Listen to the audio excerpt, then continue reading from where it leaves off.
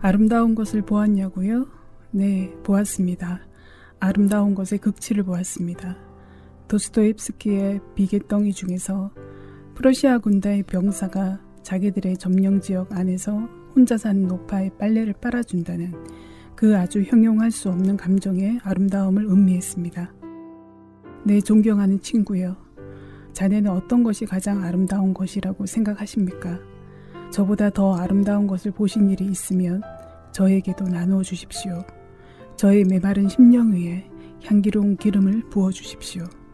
그리고 속세에서 심한 생존 경쟁의 싸움터에서 휴식을 강구하는 미약한 저에게 동심의 감화로 눈물을 일으켜 주십시오. 저는 너무나 메말랐습니다. 너무나 외롭습니다.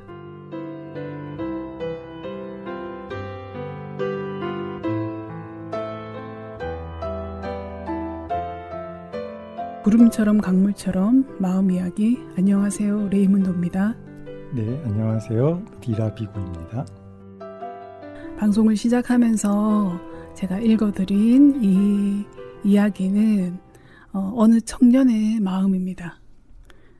어떤 청년이냐면 전태일이라고 들어보셨을 거예요. 내 죽음을 헛되이 하지 말라라는 그 책자의 전태일의 자필일기의 한 구절입니다. 1969년 11월경쯤에 쓰여진 거라고 하고요. 전태일이 죽은 지가 1971년 11월쯤에 죽었으니까 한 2년 전쯤에 방황하던 시기에 썼던 일기로 보입니다. 저는 이 글귀를 이렇게 읽으면서 그가 얼마나 외로웠을까 그런 생각을 하면 가슴이 좀 먹먹해지는, 초등학교도 나오지 못한 그 어린 여공들이 배를 골아가면서 미싱 앞에 열몇 시간씩 앉아 있어야 되는, 그렇게 일을 하더라도 입에 풀칠하기조차 힘들었던 그런 여공들의 현실 속에서 그 상황을 어떻게든 변화시켜보고 싶었지만 어떻게 할 수 없었던 그런 20살을 간 넘긴 한 청년의 너무나도 아픈 마음이었던 것 같아요. 그런 아픈 마음에서도 어떻든 아름다움이라는 거를 강구하는 그런 마음을 드러냈다라는 생각이 들어서 오늘 이렇게 좀 소개를 해봤습니다. 스님, 이 글귀 읽어보셨죠? 네. 어떠셨어요? 외롭다라는 생각보다도 네. 전태일 열사의 마지막과 그 이후의 사람들의 삶을, 역사를 볼 수 있잖아요. 네. 그것을 통해서 보면은 이 전태일 열사의 마음이 얼마나 보배로운, 가치로운, 아주 껌껌한 밤하늘에서 길을 밝혀주는 별처럼 빛나는 그런 마음이라고 보기 때문에 수많은 사람들이 이렇게 바라보는 마음이잖아요. 마음들이 모였기 때문에 저는 외로움보다도 오히려 더 충만한 그런 느낌이라고 말을 하면 역설이 될까요? 근데 그 위에 홀로 떠 있는 별처럼 있었기 때문에 저는 외로웠을 네. 거다. 그리고 또 그것이 모두의 마음으로 나가기 전까지는 한 개인의 입장에서는 얼마나 힘들고 견뎌내기가 어려웠지 않을까? 그것들이 쌓이고 쌓여서 그렇게 됐다라고 얘기할 수 있겠지만 어떻든 그 순간에는 굉장히 외로웠을 것이다. 이런 이야기를 할 곳이 자필일기밖에 없었나? 아니면 어떻든 하느님께 간구하는 방법밖에는 없었던 게 아닐까. 그래서 외롭지 않았을까? 뭐 이제 이런 생각이 들었습니다. 오늘 얘기할 주제와도 관련되어서. 아, 그래요? 네. 아, 그렇군요. 그러니까 사고의 틀이 이제 원형으로 생각을 하느냐, 네. 직선으로 생각을 하느냐로 봤을 때 과거, 현재, 미래가 전체를 한순간에 본다라면은 그렇네요. 그렇죠. 좀 있다가 외로운 것만 있지는 않다. 네, 동시에 다 존재하는 그런 걸로서 저는 오히려 더 풍요롭고 충만하고 그런 느낌으로 저는 레이문도님하고 저하고 인식 틀이 이렇게 다른 거죠. 오늘 좀 그런 얘기도 할 수 있을 것 같습니다. 알겠습니다. 기대됩니다. 한 달 동안 어떻게 지내셨어요? 부처님 오신 날이 됐고요. 그리고 여기저기 행사와 손님 접대를 해야 되고 그런 일들로 많이 바빴습니다. 아, 그러시군요. 네. 주로 그러면 부처님 오신 날에는 미얀마 불교에서는 어떤 행사들을 하시나요? 한국은 연등 행사가 가장 그 큰 행사이긴 하잖아요. 미얀마에서는 이제 부처님 오신 날이 한국처럼 이렇게 크게 하지는 않고요. 사람들이 모여서 보리수라고 그래서 깨달음의 나무죠. 네. 깨달음의 나무에 물을 주고 보시를 하고 그러면서 선물을 주기도 하고, 그러니까 미얀마는 일상이 서로에게 보시를 한다고 보면 되는 거죠. 그러니까 종교적인 형태로 나타나는 보시이지만은 그게 스님들한테 보시하면 스님들은 또 그것을 마을 사람들을 위해서 전체에게 나눠주기도 하고요. 그래서 동남아에서 특히 미얀마에서 축제라는 것, 어떤 행사라는 것들이 다 나눔의 행사가 되는 겁니다. 그런 행사들이 있고요. 근데 그렇게 연등 축제를 하고 그러는 것은 아주 한국의 네. 독특한 문화가 아닐까 합니다. 아, 그렇군요. 네. 어쨌든 좀 인상적입니다. 이게 모든 거의 많은 행사들이 보시의 어떤 나눔의 네, 정신으로 네. 그것들이 디자인되고 기획돼서 사람들에게 네, 네. 이렇게 누린다는 게 네. 인상적이네요. 참 마음은 되게 풍요로운 것 같아요. 네, 그러니까 지금 미얀마 상황이 굉장히 안 좋고 어려운 상황이지만 네. 그 속에서도 끊임없이 나눔이 계속 이루어지고 있죠. 지금 난민들이 거의 300만 가까이 생겼기 때문에 네. 거처를 잃고 떠돌아다니는 사람들도 많고요. 그런 분들한테 음식과 생필품 그런 것들을 나누는 것도 기본이 되고요. 대단한 사람들인 것 같아요. 저는 지난 한 달간 산에 많이 다녔습니다. 그렇게 이제 등산을 하는데 등산을 오를 때는 힘들어서 진짜 한 가지에 집중할 수밖에 없거든요. 네. 너무 힘들어. 이것밖에 몸의 움직임에 생각이 이렇게 딱 잠기게 돼요. 딱 네. 붙들게 되는데 내려올 때는 뭐 긴장이 풀려서이기도 하고 그다음에 또 내려오는 게 상대적으로 되게 쉬우니까 그렇게 내려와다 보면 5만 가지 생각에 이제 잡히는 거예요. 몸이 편하니까. 그렇게 되니 조그마한 돌에도 미끄러져서 이제 넘어질 뻔하기도 하고 이런 경우들이 많더라고요. 아. 몸이 편하니 마음은 여러 갈래, 천 갈래, 만 갈래로 찢어지는구나 라는 거. 그다음에 성당에 가서 이 미사를 드릴 때 미사를 드리는 그 짧은 시간에도 어떤 생각이 싹 왔다 가요. 근데 네. 이제는 어떤 게 있냐면 다른 생각이 나를 침범하는구나. 네, 좋습니다. 그거를 알기는 하는 것 같아요. 그래서 다시 집중해야지. 네. 다시 집중해야지. 그런 자각을 하게 되는 거. 그런 점은 지난번 방송에 배움의 효과라고 생각합니다. 훌륭하십니다. 네. 오늘 두 번째 시간이니까 두 번째 시간 이야기를 하기 전에 노래 하나 듣고 했으면 하는데요. 저는 전태일과 관련된 것만 생각하면 항상 떠오르는 노래가 이 노래예요. 권진원이 부른 아름다운 사람. 원래 김민기 곡인데 저는 권진원이 부른 이 버전이 가장 좋더라고요. 그래서 이 노래 같이 한번 듣고 본격적인 오늘 이야기 시작하도록 하겠습니다. 이 노래 다른 버전으로도 한번 들어보셨죠, 스님? 네. 들었던. 네네. 보니까 1996년에 나온 노래네요. 권진원이. 그러면 지금으로부터 한 30년 가까이 되는. 그런데도 바로 엊그제 들었던 것 같아요. 마음이 현상 중에 하나. 마음의 현상 중에 하나다. 시공간을 초월합니다. 마음의 특징입니다, 그것이. 그렇네요. 그래서 어쩌면 되게 아무것도 못할 것 같지만 또 마음이라는 게 이렇게 너무 많은 곳들을 또 여행해서 다닐 수 있어서 더 많은 것들을 또 할 수 있는지도 모르겠습니다. 네. 저희가 지난 시간에 이제 스님께서 해주셨던 말씀 중에 저한테 이렇게 좀 이렇게 남았던 거, 단어로서 남았던 이야기는 무상고무화 대한 이야기였어요. 영원한 것은 없다. 그리고 괴로움은 기본값이다. 그리고 나라는 것은 원래 나라는 것은 없다. 나라고 집착할 만한 대상이 어디에도 없다. 어디에도 없다. 그렇게 생각하니까 되게 무한한 가능성들을 또 열어주는 것 같기도 하고요. 또 막연하기도 하고 내가 발 딛고 서 있는 어떤 지점에서 출발을 해야 되는데 내 그런 걸 뭐라고 하죠? 내 미천?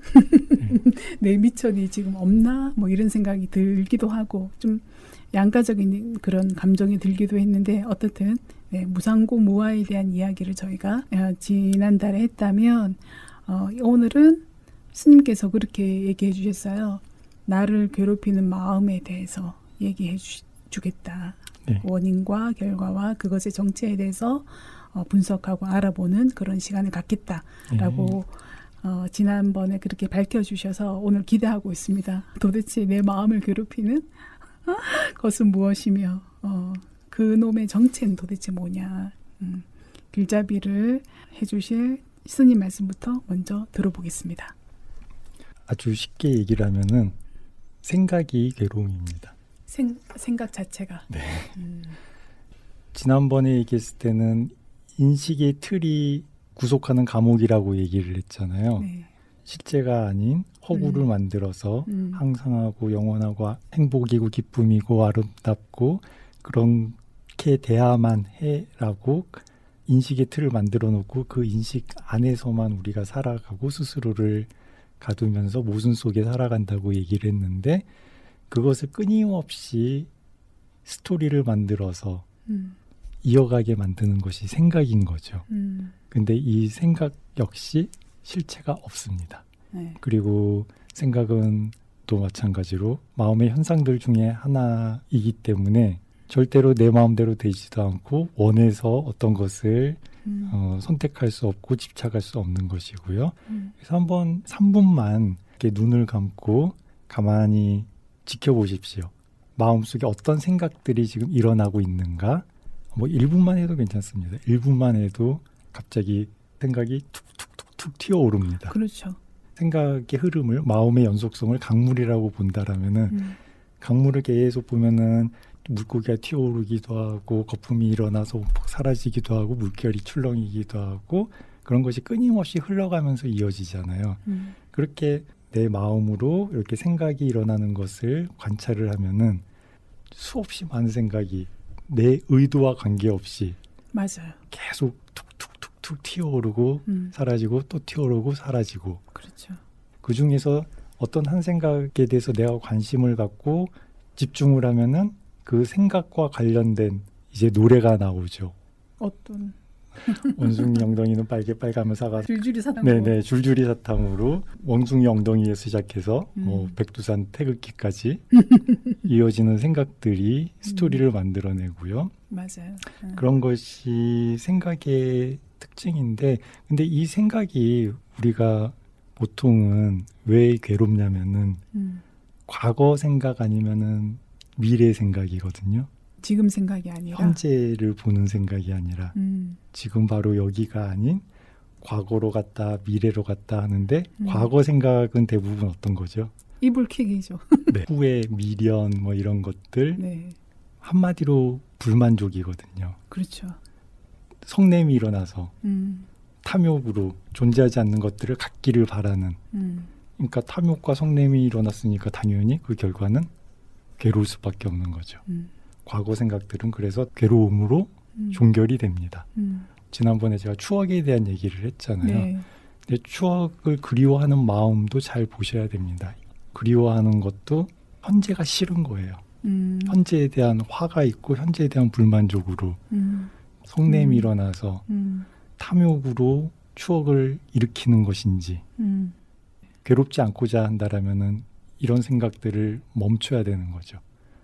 한번 생각이 턱 튀어 올라왔을 때 그것을 알면은 그냥 사라져 버리는데 그것에 대해서 관심을 가져주면은 백두산까지 올라가기 때문에 얼마나 힘들겠어요, 마음이. 그것도 즐거운 마음으로 가는 게 아니라 탐욕과 성냄의 결과로서 엄청나게 많은 마음들이 일어나면서 괴로움으로 몰고 갑니다. 그래서 과거에 관한 저는 일단은 모든 생각이라고 말을 할게요.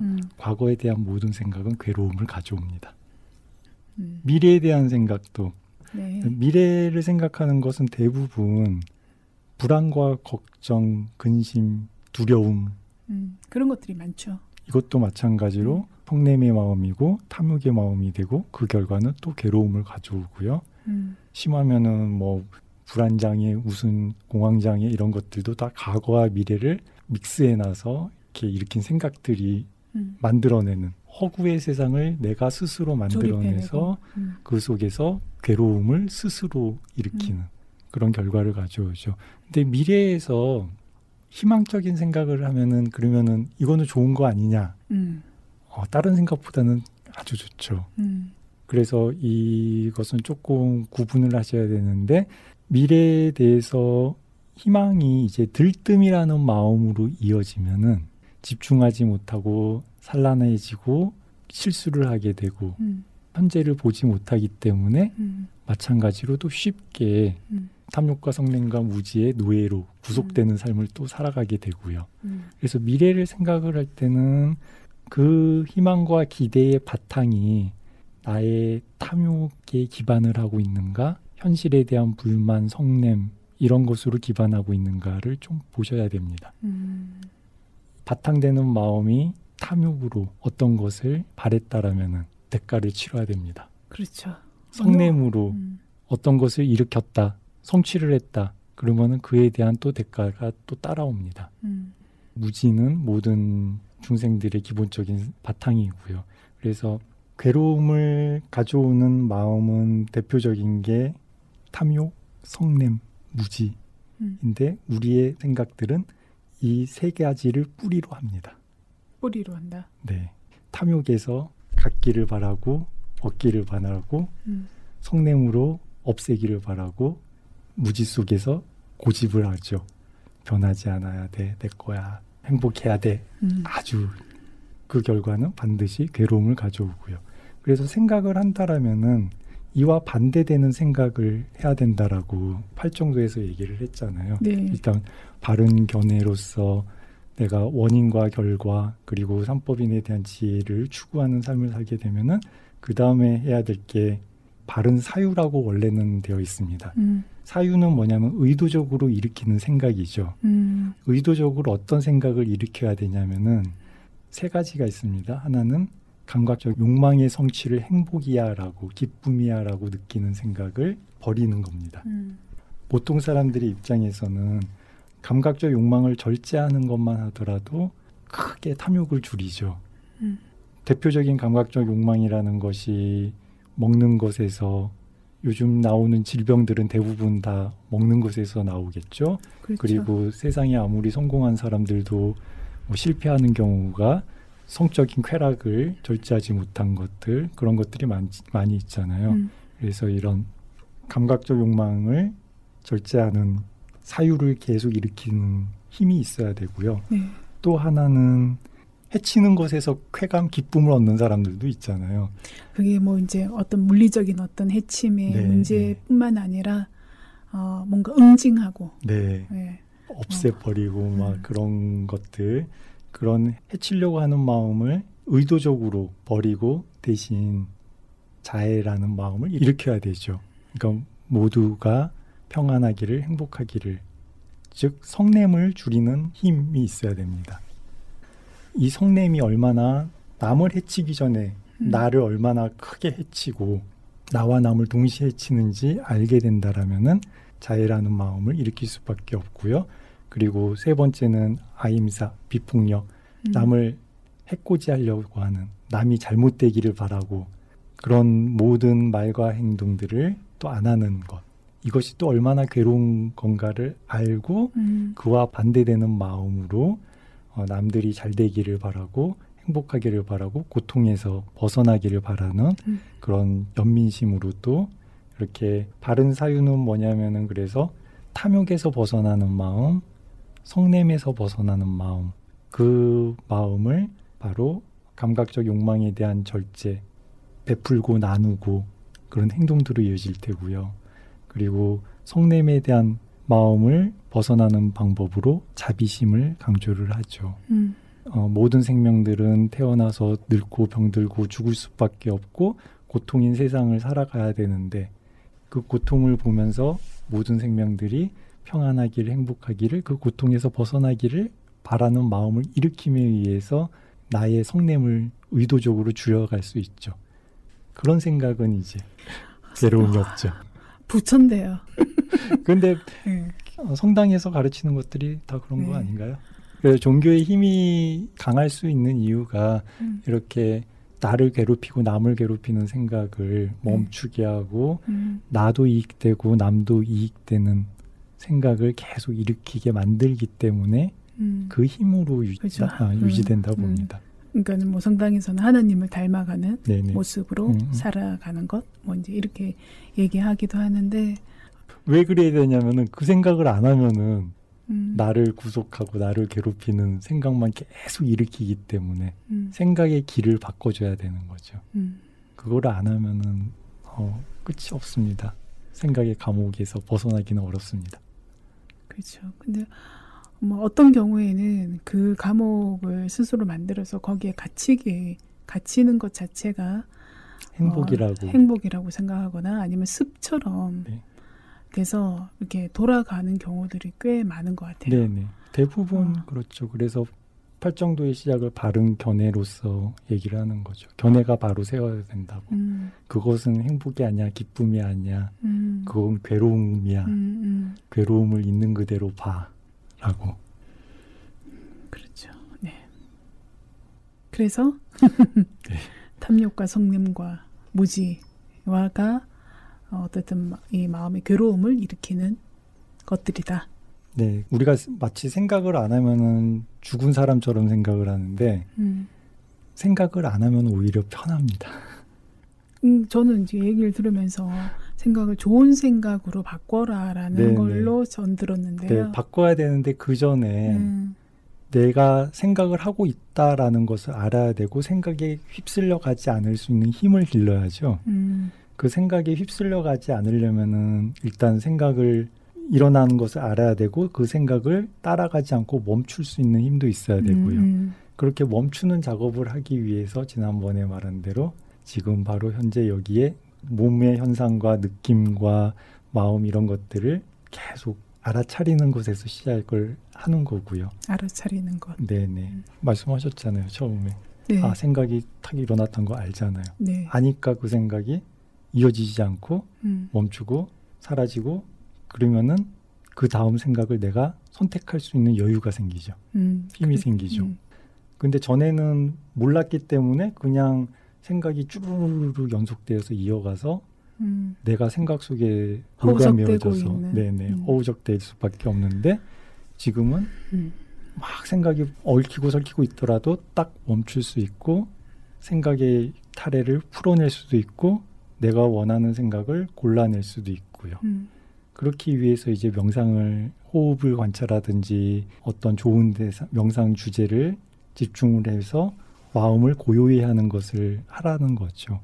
비유를 들어서 얘기를 하면 이렇게 아주 투명한 컵이 있습니다. 이게 마음이라고 보면 되죠. 마음은 형태도 없습니다. 그러나 이 마음 속에는 수없이 많은 마음 현상들이 막 섞여 있죠. 근데 우리는 생각이 나야 라고 또 고집을 하니까 맞아요. 고집을 하니까. 네.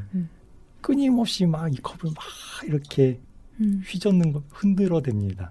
그러면 온갖 것들이 다 떠올라서 때로는 뭐 다채로운 색깔일 수도 있지만은 대부분 아주 뿌옇게 뭐가 있는지 모르게 만드는 거죠. 이 속에 뭐가 있는지 구분을 할 수 없게 됩니다. 그런데 얘를 잠시 가만히 놔두면 어떻게 되죠? 가라앉죠. 조금씩 가라앉죠. 가라앉으면은 이제 내가 마음을 그때 사실은 볼 수 있습니다. 명상을 하라고 하는 이유는 이런 겁니다. 마음이 들뜨지 않고 가만히 이 몸을, 느낌을, 마음 현상들을 바라볼 수 있다라면, 지켜볼 수 있다라면은 이제 구분이 됩니다. 이것은 나한테 괴로움을 가져오는 거야. 이것은 나한테 기쁨을 주는 거야. 남에게도 이익이 되고 나에게도 이익이 되는 거야 라는 것을 그때 이제 구분할 수 있죠. 그래서 우선은 멈추고 가만히 바라보면서 관심을 갖고 그래서 가라앉기 시작하면은 이제 마음이 맑은 마음들이 나타나기 시작하죠. 그 속에서 이제 괴로운 것들은 버릴 수 있고요. 이익이 되는 것은 더 일으킬 수 있고요. 그 힘을 기르기 위해서 여러분들이 하셔야 될 일, 들숨날숨에 집중을 하는 것. 아니면은 어떤 기도하시는 거 있으신가요? 짧은 걸로. 저기 천주교에서 네네, 천주교에서 기도문들이 몇 가지 있죠. 그러니까 짧은 거. 짧은 것 중에 하나는 그 영광송이라고 해서 영광이 성부와 성자와 성령께 네. 처음과 같이 이제와 항상 영원히 아멘. 네네. 그렇게 하나의 대상의 마음을 집중할 수 있으면은 이거를 막 흔드는 게 아니니까 또 네. 가라앉고 또 구분을 할 수 있는데 추천을 하는 게 이제 성냄이라는 마음을 바로 컨트롤할 수 있는 자의 마음을 집중하라고 얘기를 합니다. 모두가 평안하고 행복하기를. 아주 짧은. 네, 평안하고 행복하기를. 고통에서 벗어나 평안하고 행복하기를. 건강하기를. 행복하기를. 이 마음으로 생각을 하고 이 마음으로 어떤 일을 하고 이 마음으로 그래서 어떤 결과가 생긴다라면은 당연히 기쁨 수밖에 없죠. 괴로움이 없겠죠. 그래서 우선은 생각을 멈추고 구분을 할 수 있어야 되고요. 그렇게 구분하게 되었을 때 이제 좋은 마음을 나에게 이익이 되는 마음을 자꾸 관심을 갖고 그것에 힘을 주고 그쪽으로 길이 나게 이제 의도적으로 사유를 하셔야 되는 거죠. 생각해보니 그런 것도 있습니다. 성당에서 이제 거의 네. 미사가 끝나갈 즈음 네. 서로에게 인사를 하는데요. 평화를 빕니다. 네. 라고 네. 이렇게 인사를 네, 자의 하죠. 마음이죠. 자의 마음. 네. 행복하기를, 평화롭기를, 안전하기를. 그런 문구 하나를 주문처럼 네. 가지면서 있을 필요도 있겠네요. 네. 들숨날숨뿐만 아니라. 네네. 그거를 하면은 이제 생각이 불필요한 생각을 내가 그 힘으로 끊어낼 수 있습니다. 근데 그런 힘이 없는 사람들은 한번 생각이 꼬리를 물면은 그거 못 멈추거든요. 백두산 올라가요. 네. 스스로 멈출 때까지 그 속에 막 끌려다니죠. 그렇죠. 근데 그렇게 자의 마음을 일으킬 수 있는 사람 또는 호흡에 바로 들숨날숨으로 집중할 수 있는 사람은 생각의 고통의 연속을 멈추게 하고 탐욕 없고 성냄이 없는 마음을 바로 일으켜서 나도 이익되고 남도 이익되게 그렇게 살아갈 수 있죠. 사실은 사람들이 다들 안다고 생각하거든요. 이거는 좋은 거야. 이거는 아니야, 나쁜 거야. 해로운 거야. 그런 것들을 대개의 경우는 다들 구분할 줄 안다. 습관이 안 들면은 그렇죠. 아무리 책을 많이 읽어도 나의 생각과 말과 행위의 습관으로 그것들이 변화하지 않으면 아무 소용없죠. 그렇죠. 그래서 헬스장 열심히 가듯이 마음의 훈련도 그만큼 해야 된다라고 제가 말씀드렸죠. 네, 네, 안 그러면 절름발이가 됩니다. 알겠습니다. 한번 연습을 좀 또 한번 해보겠습니다. 근데 스님께서 네. 우리 방송하기 전에 먼저 보고 오라고 저한테 이렇게 네. 추천해 주셨던 영화가 있잖아요. 네, 영화 네. 컨택트라고. 네. 이 영화를 이렇게 보라고 하셨던 이유는? 네, 오늘 이 주제가 생각이 괴로움이다 라는 건데 이 생각의 틀이 어떻게 만들어지는지 그리고 생각의 틀에 만들어지는 것에 따라 삶이 어떻게 변화하고 선택을 하게 되는지를 아주 잘 보여준다라고 생각이 들어서 추천을 했는데 이 영화를 보면은 언어학자가 주인공인데 네. 이 언어학자가 외계인과의 만남을 통해서 외계인과 대화를 하기 위해서 외계인의 언어를 막 연구를 하고 공부를 하면서 놀라운 능력도 생기는 거죠. 그렇죠. 근데 이 외계인의 언어는 인간처럼 일자로 직선적인 사고를 하는 그런 세상이 아니라 원형적인 사고를 하고 그래서 글자 자체가 이미 원이니까 과거, 현재, 미래가 하나의 원으로서 동시에 존재하죠. 그래서 이 외계인들은 지금 얘기를 하지만 미래를 보면서 얘기를 하게 되고요.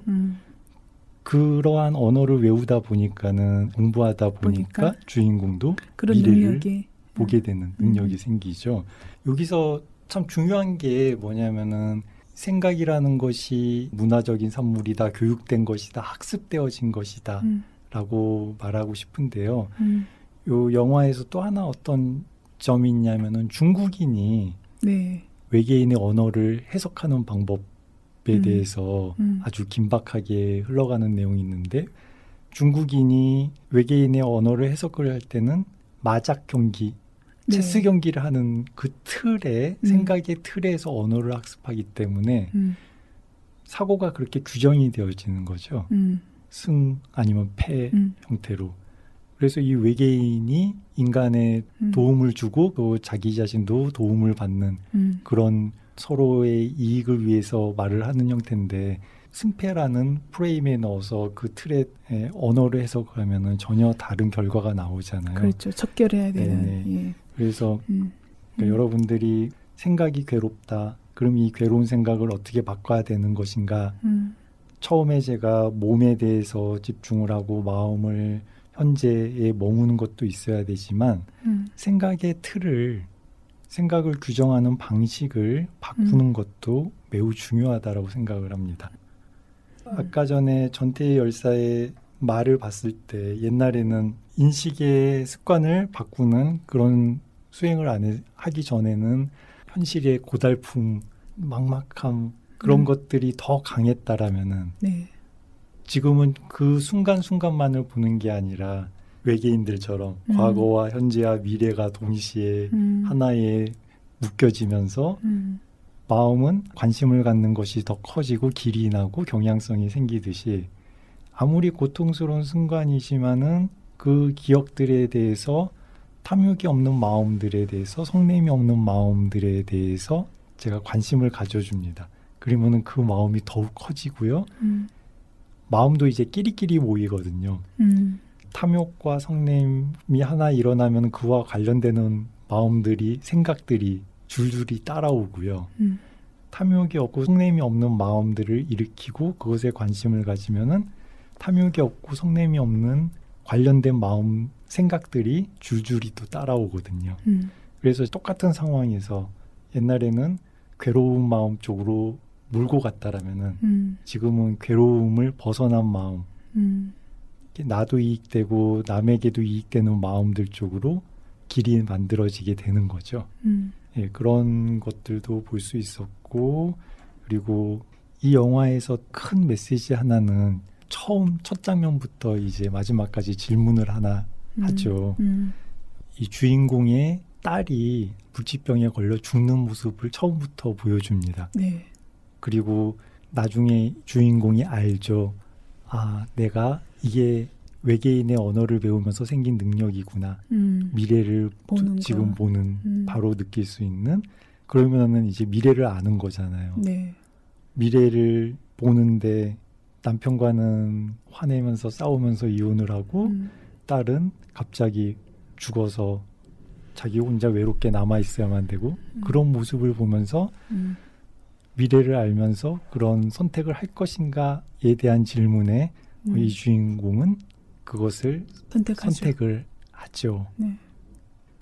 우리가 살아가면서 항상 좋은 것만 선택할 수 있는 건 아니거든요.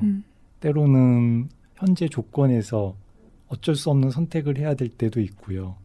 인간의 삶이라는 거는 끊임없는 이괴로움 대신에 저괴로움을 선택하는 연속이라고요. 네.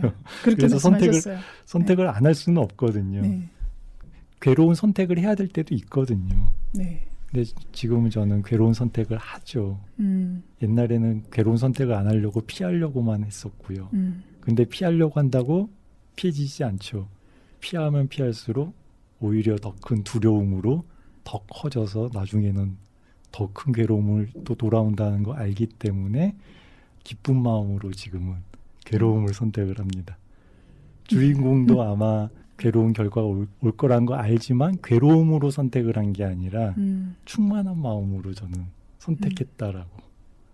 나와 생사고락을 같이 한 사람과 결혼을 하고 또 예쁜 딸을 낳고 또 그 아이가 죽을 것임을 알기 때문에 그 아이에 대해서 더 사랑하는 마음으로 양육을 또 할 거고요. 그래서 여기에 다음 시간에는 죽음에 대해서 얘기를 할 텐데 이런 선택이라든가 자애라든가 이런 것에 또 바탕이 되는 인식이 뭐가 있어야 되냐면 무상고 무아뿐만 아니라 죽음에 대한 인식도 있어야 됩니다. 어떻든 미래를 보는 상황에서 미래 어떻게 될 것이다라는 것이 뻔히 보이는 상황에서 그럼 그와 같은 선택을 할 것이냐라는 이 문제. 그러니까는 어쩌면 선형적인 어떤 세계관 이런 것들도 학습된 결과. 네. 라고 이렇게 얘기하는 것 같더라고요. 여기 이 영화를 언어에 의해서 학습된 결과라고 한. 그러면 비선형적인 어떤 세계관 속에서 우리가 선택을 한다면 지금과는 다른 선택들을 할 것이다 라는 말씀이신 거잖아요. 네. 근데 저는 모르겠어요. 쉽지는 않은 문제인 것 같습니다. 그러니까 죽음에 대한 인식이 일단 확고하게 생겼고 무상고 무아에 대한 인식이 나의 삶에서 이렇게 느껴졌을 때 확고하게 모여지기 시작하면 인식의 틀이 생각의 틀이 바뀐 것 같습니다. 이렇게 하지 않으면 더 괴롭다라는 걸 알기 때문에 또 그렇게 하는 것도 있습니다. 그래서 이 선택의 순간은 현재인 것 같아요. 네. 현재에 충실하게 선택하는 것. 그 루이스라는 그 여자도 앞으로 불행해질 것을 알지만 그럼에도 불구하고 이 추천해 주셨던 리뷰 블로그에 보면 고통을 선택하는 것이 아니라 기쁨을 선택하는 것이다. 네. 그러니까 고통을 선택하는 것 같았지만 사실은 그 안에서의 기쁨도 엄청 많은 것이고 그랬을 때 물론 또 그 기쁨 때문에 선택하는 것은 아니라고 생각해요. 어떻든 현재의 마음에 충실한 것, 현재의 상태에 충실한 것, 그런 사람들은 다들 그렇게 선택을 내리는 거라고 생각합니다. 네. 어쩔 수 없는 선택이라는 것도 오히려 그런 선택을 하는 게 내 마음이 편해지는 상황. 근데 그게 바탕은 항상 선택을 해야 된다라면은 하나라도 탐욕이 적은 쪽으로, 하나라도 성냄이 적은 쪽으로, 하나라도 무지가 적은 쪽으로 선택을 해야 되는 거죠. 그래서 영화의 주인공은 탐욕이 아니고 성냄이 아닌 선택을 한 거잖아요. 그래서 기쁠 수 있는 거죠. 불행이 아니라. 근데 이제 과거의 생각에 어떻게 머무르게 된다면 저는 이제 과거의 선택들에 대해서 오만함, 오만함이 제 선택에 되게 큰 영향을 미쳤다. 나는 할 수 있어. 내가 하면 잘할 거야. 내가 막 오라. 내 몸이 괴롭더라도 좀 열심히 하면 될 거야. 어떤 그런 것들. 근데 사실은 내가 그렇게 할 수 없는 것들도 있었고, 그리고 그런 것들이 다른 사람의 어떤 도움과 지원과 그런 것들이 바탕이 돼야만 할 수 있었음에도 불구하고 온전히 내가 할 수 있을 거야. 아니면 나 아니면 안 돼. 라는 그런 생각들이 사실은 선택을 하면서 되게 많은 것들을 좌우해 왔다 지금까지. 돌아보면 그랬어요. 그러니까 우리의 모든 생각들의 뿌리입니다. 탐욕의 뿌리에서 수많은 바라는 마음들이, 성냄의 뿌리에서 싫어하는 마음들이, 불만족과 무지의 뿌리에서 고집스런 집착하는 마음들이 무수하게 만들어지죠. 그래서 이런 것들을 잘 보시고 보기만 하면 안 되고 이것이 지금처럼 어떤 결과를 가져오는지 또 보셔야 되고요. 오늘 꼭 하고 넘어가야 되는 질문? 저는 이런 거예요. 어쨌든 내 마음, 내 몸이 현재에 머무르듯이 내 마음도 현재에 머물러야 한다. 과거로 방황하지 말고 또 미래로 들뜨지 말고 현재에 충실하고 현재의 나의 몸이 있는 곳에 내 마음이 있게 된다면 네. 그것이 가장 좋은 것이다라고 이렇게 많은 경우 네. 그럴 거라고 생각합니다. 네. 그런데 네. 현실이 되게 비천한 사람들도 네. 많잖아요. 네.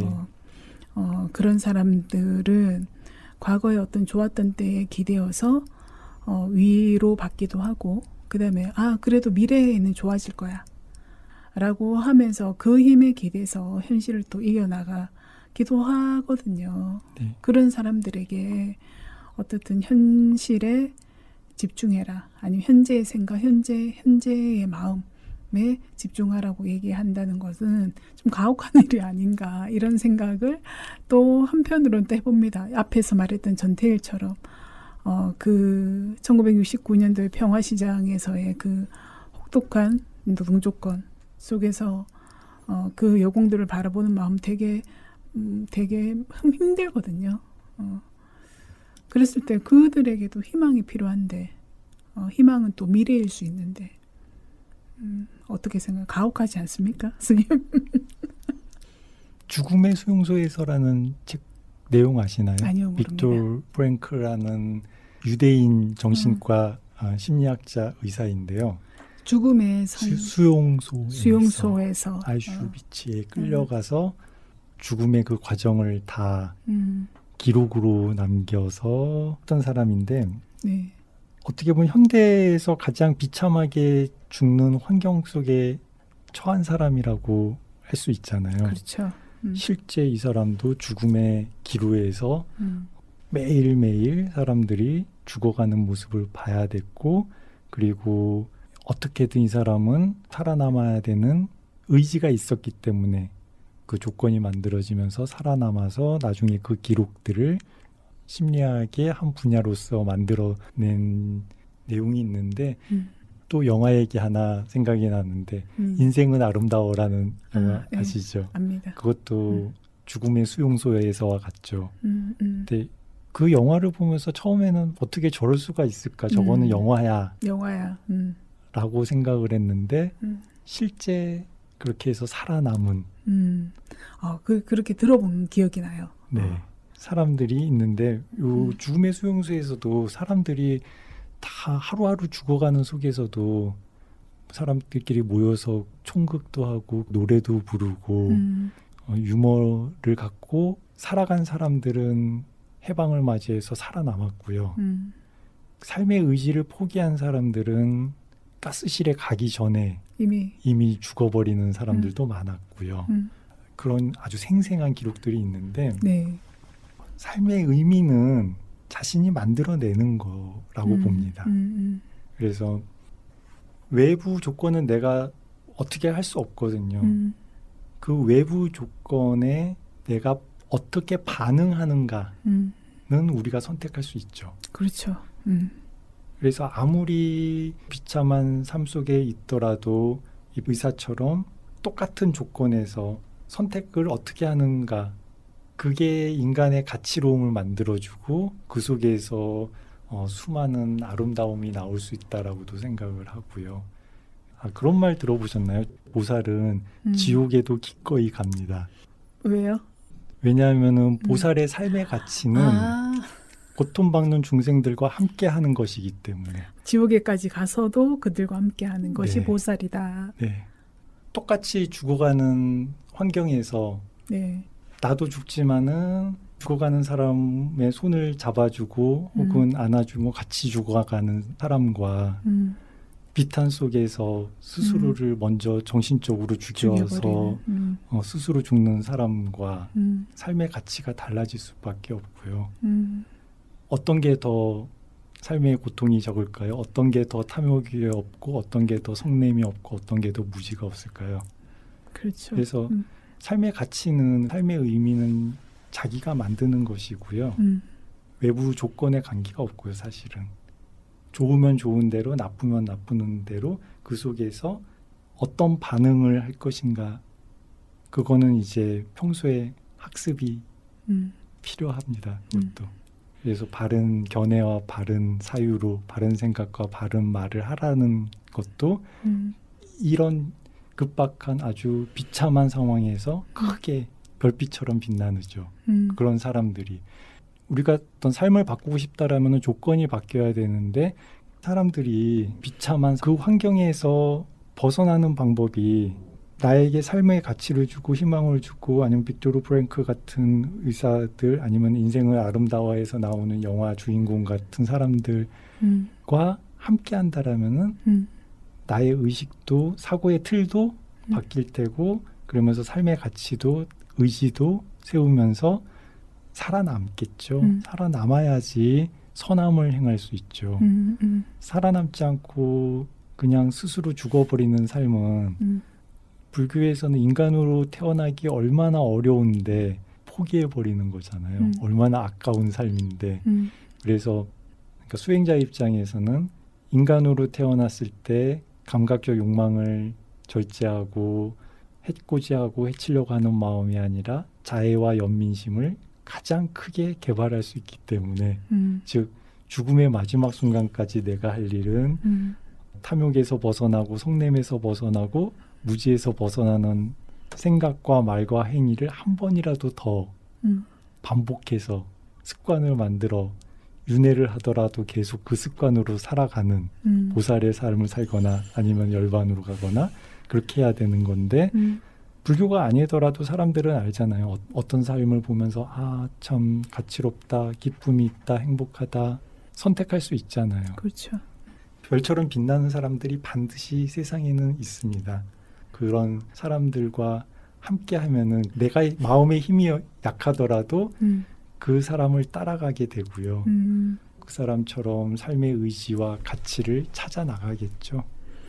그래서 이제 그 현재의 마음이 머물러야 한다라는 것이 네. 마음이 머무르는 것뿐만 아니라 그 속에서 바른 선택을 할 수 네. 있어야 한다. 네.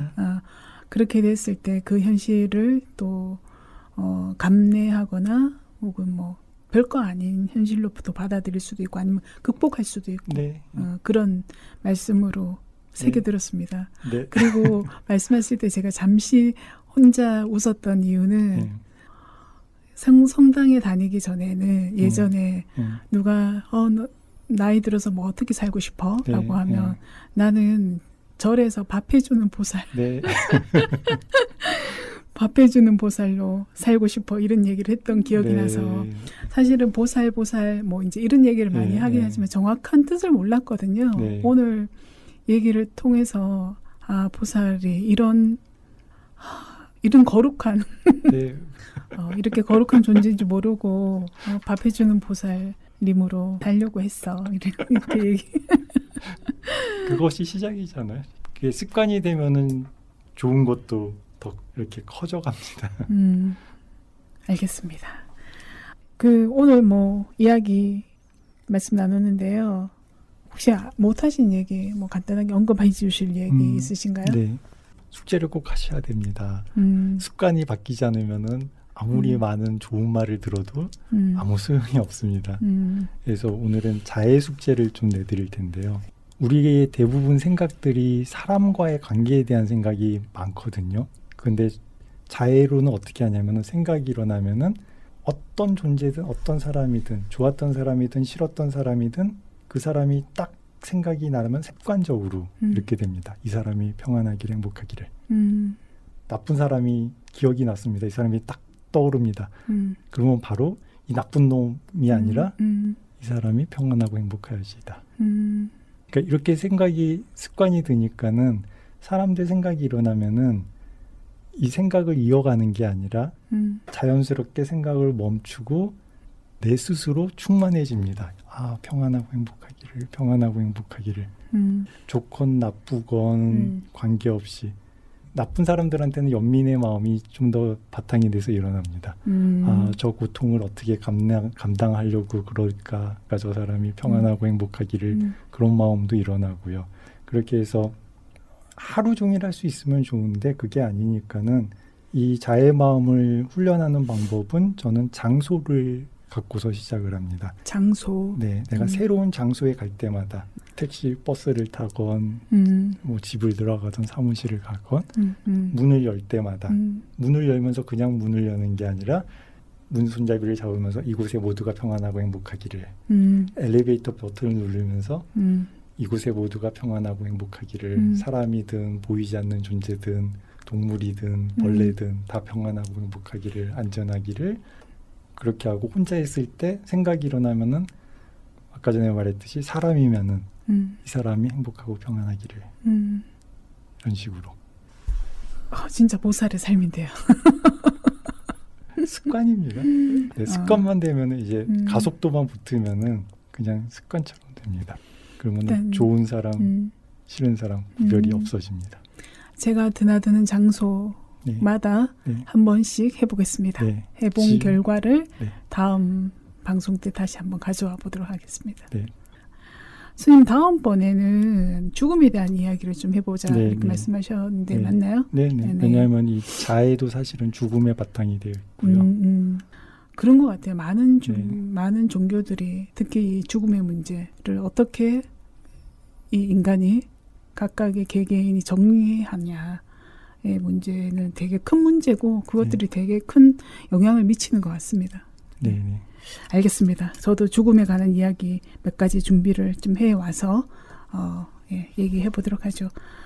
구름처럼 강물처럼 오늘 2회 방송이었는데요. 어떻게 들으셨는지 모르겠습니다. 저도 사실은 저희가 어떤 대본을 막 이렇게 자세하게 갖다 놓고 하는 게 아니라 그래서 이 얘기도 했다가 저 얘기도 했다가 이렇게 하고는 있는데 들으시는 분들도 어떠셨는지 모르겠지만 저는 어떻든 긴 여행 이런 긴 이야기들을 통해서 어딘가 도달할 수 있는 지점들이 분명히 있을 거라고 생각하고요. 그래서 천천히 바다에 띄워놓은 이력 편주처럼 그렇게 한번 정처 없이 한번 항해해 볼 생각입니다. 스님 마지막으로 한 말씀 하실 얘기 있으신가요? 네, 몸도 마음도 모두가 몸 마음 평안하고 행복하기를. 알겠습니다. 감사합니다. 지금까지 레이문도 디라비고였습니다.